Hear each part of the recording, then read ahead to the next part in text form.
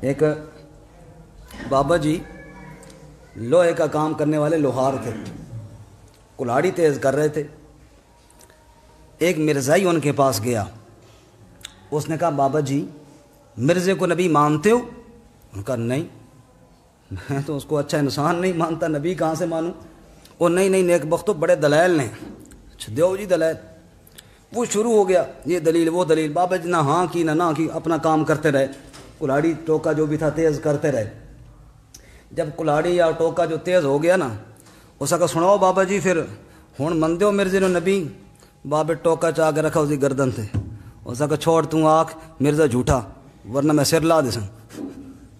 میں کیا کروں گا؟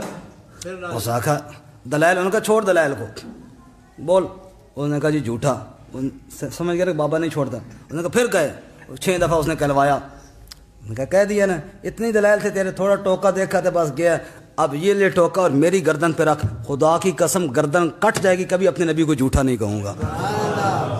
ہمارا ایمان ہے اپنے نبی صلی اللہ علیہ وسلم پر۔ اللہ کے نبی نے فرمایا خاتم النبیین لا نبی بعدی، میں آخری نبی ہوں، میرے بعد کوئی نبی نہیں آئے گا۔